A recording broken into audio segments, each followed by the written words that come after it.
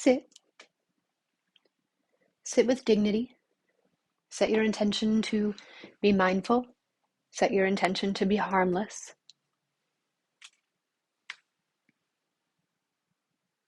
Have a couple of deeper breaths and let the eyes close.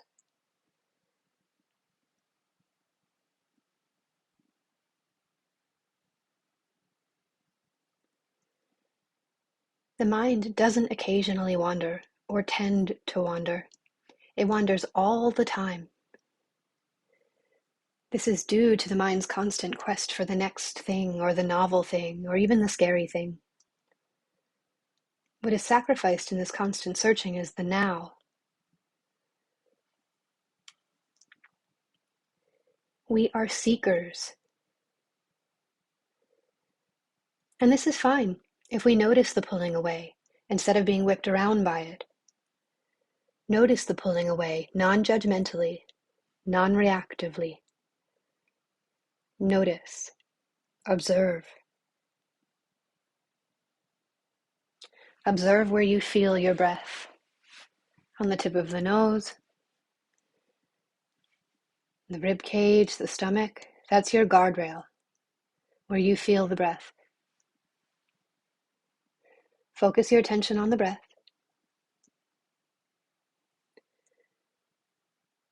Notice when your attention wanders, when your mind wanders.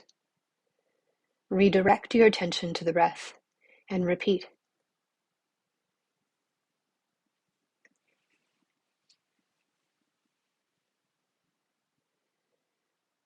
You will get lost in your thoughts. You will get lost in your story. But your story puts you in a box that inevitably keeps you from trillions of other possibilities, keeps you from seeing trillions of other things. While our stories, our conditioning, our habits can and maybe have been protective, they are only bits and pieces. They are not all there is. Notice the story. Drop it. This dismissal is an ongoing process. Go to the breath.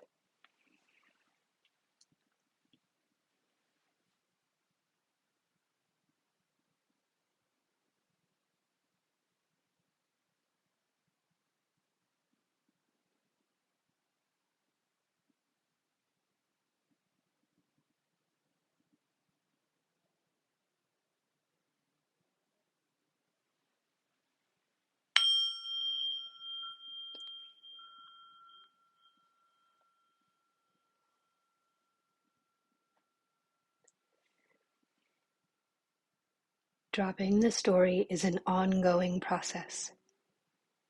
Focus on the breath. Notice when you are not focused on the breath, without judgment, without reactivity, without creating another story. Go back to the breath. It is said that there is suffering that leads to more suffering, and there is the discomfort that leads to an end of suffering.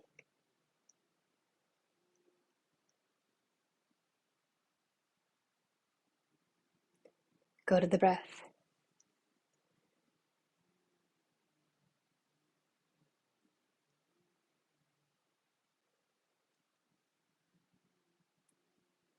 Where is your attention? Do you feel a sense of dissatisfaction? If so, are you drawn to the thing you want or the energy of the wanting? Do you actually need something to be different in the moment? Or are you trying to avoid a feeling of deprivation?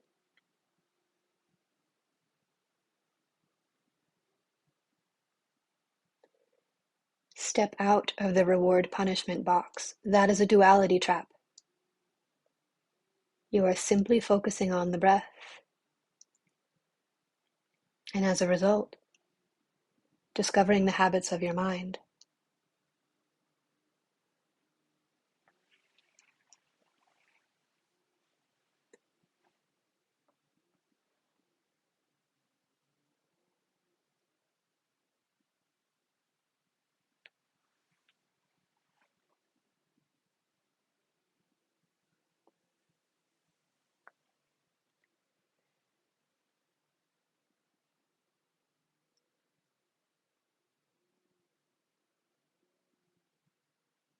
The absence of wanting or desire is what Goldstein calls the luminous mind.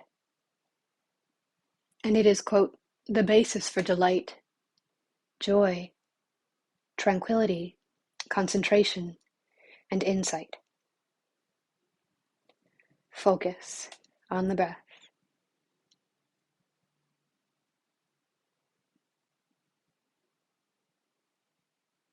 Focus, notice, redirect.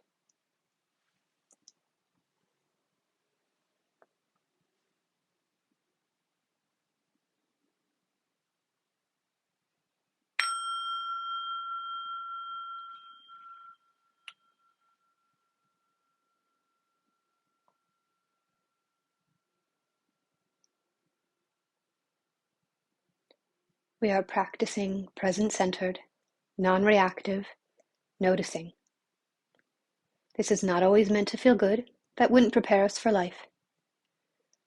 But we can still feel safe,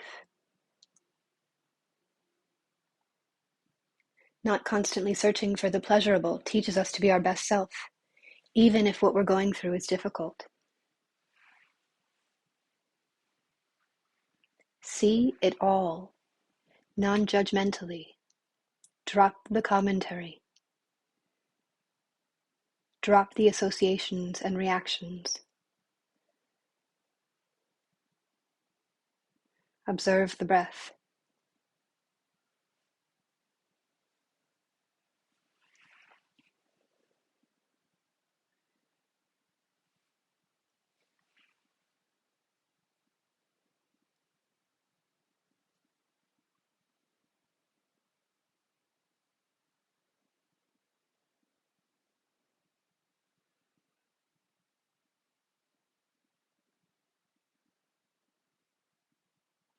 Goldstein again.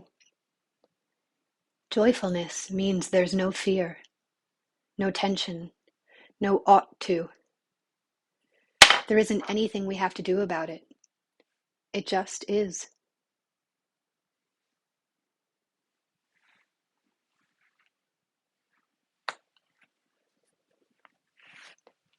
When your mind wanders, notice, course correct, go back to the breath.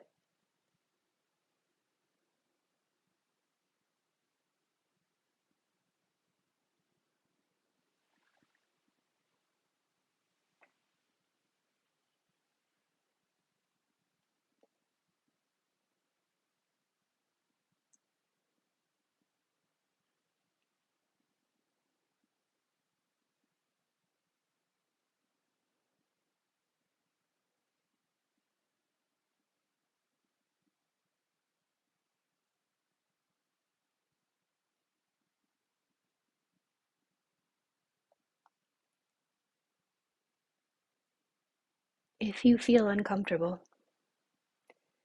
note that discomfort often hurts only because we crave the end of it, not because it's dangerous.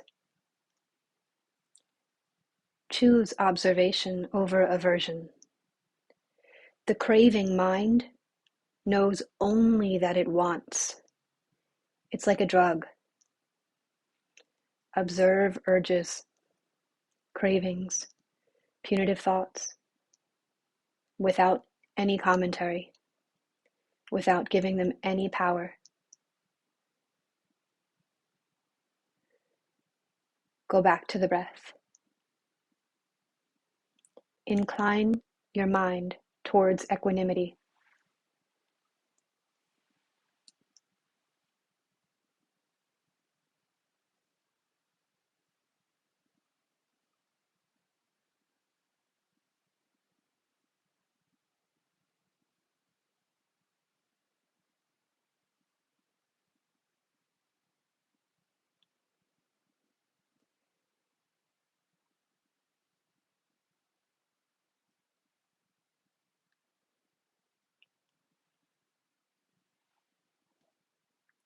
If you are lost in thought, note that there is so much more you don't know. What you do know is incomplete, and you are safe.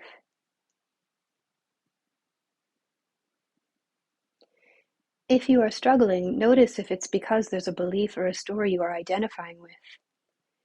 You are not your thoughts.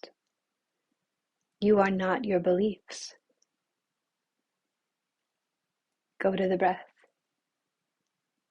Focus. Notice. Redirect.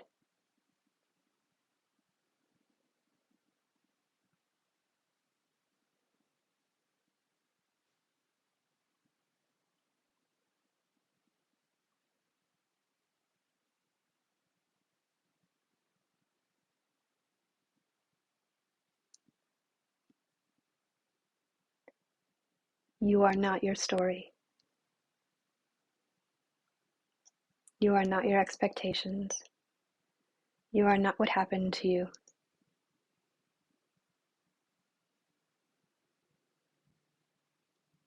Marianne Evans, also known as George Eliot, says, "People who see themselves as the center of their own solar system often get enraptured by their own terrible but delicious suffering. People who see themselves as a piece of a larger universe and longer story rarely do." Step back. Notice the breath.